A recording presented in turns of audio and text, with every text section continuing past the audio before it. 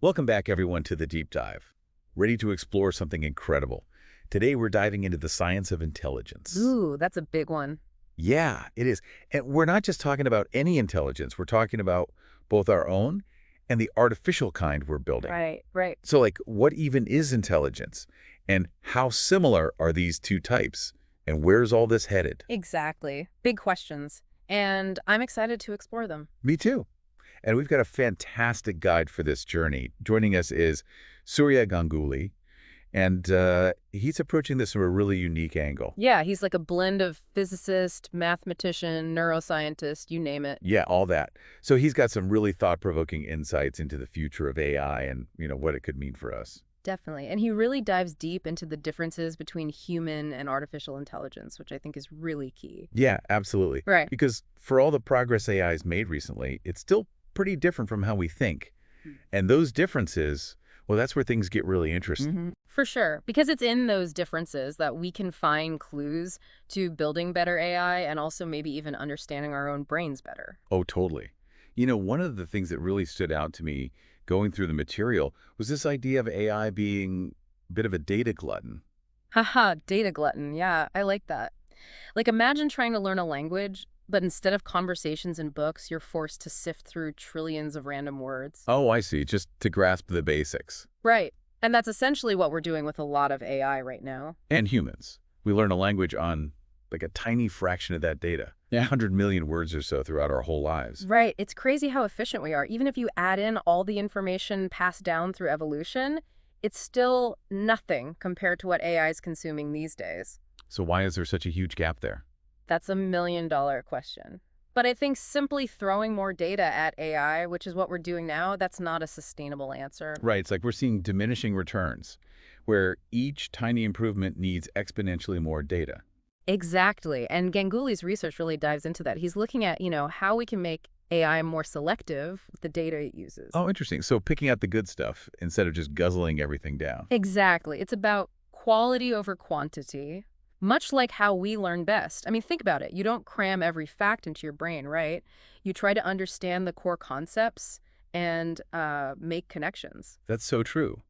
So could AI be more like that in the future? Potentially. I mean, that's what's so exciting about Ganguly's work. AI that could learn not only more efficiently, but also adapt and pick up new things much faster. And, Wow, that would be a game changer. right. But all this learning, both for us and AI, it takes energy. And that brings us to another fascinating comparison. Our brains, they run on roughly the same power as a dim light bulb. It's amazing how efficient they are. But some of these AI systems, they're energy hogs, aren't they? Yeah, absolutely. The way we compute digitally right now, it's inherently energy intensive. Every calculation costs energy. But brains, they've evolved to be incredibly efficient. They only compute what's absolutely necessary. There was this example that really stuck with me from the material. Computers, they use complex circuits to add numbers. But neurons, they essentially let electromagnetism do the work for them. Right. And nature found a shortcut. It's pretty incredible. And this is where Ganguly's work gets even more interesting. He's exploring how we can basically rethink AI hardware, taking inspiration from the brain. Totally. Like, what if we could design computers that are inherently more efficient by mimicking the brain? And This is where that whole idea of quantum neuromorphic computing comes in, right? Right. Using atoms and photons to mimic the brain's efficiency. yeah, exactly. It's about taking those biological algorithms, the ones honed by evolution over millions of years, and implementing them on a completely new kind of hardware. So instead of faster computers, we might be building entirely different kinds of computers. Right. Ones that are more like our brains, inherently more efficient. That's pretty mind-blowing. Yeah, it is. And it leads to this really interesting question. Okay, hit me with it. What happens when we go beyond evolution? Like, what if we could combine the brain's design, honed over millions of years, with the power of quantum mechanics? Whoa, okay, so evolution's done a pretty amazing job, but what if we could give the brain like a quantum upgrade? Exactly. And that's what Ganguly is exploring. Taking those biological algorithms honed by evolution and putting them on quantum hardware. Okay, I need a concrete example here. Sure. Imagine individual atoms acting as neurons. Okay. Instead of electrical signals, they use their energy states to represent information, like a neuron firing or not firing.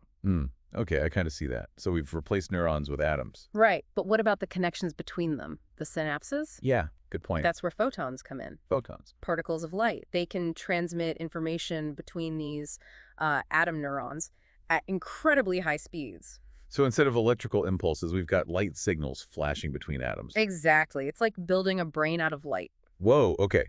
Is this like science fiction or is this real? It's a real area of research. It's called quantum AI. Quantum AI. So what would this quantum AI be better at compared to like the AI we have now? Well, one possibility is quantum associative memory.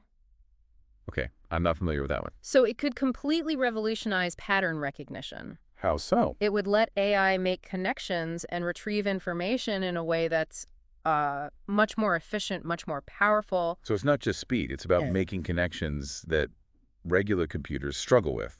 Right. And when it comes to those really complex problems that AI is tackling, well, quantum AI could be a game changer there too. In what way? Quantum computers, they're inherently better at certain kinds of problems than traditional computers, especially optimization problems. Okay. Yeah. So quantum AI could lead to entirely new algorithms that can find solutions to those complex problems way faster. So this could have huge implications for like medicine or material science, even finance. Exactly. But there are challenges too. Like what? Building and controlling quantum computers, it's incredibly difficult. We're still in the very early stages. Sure, sure.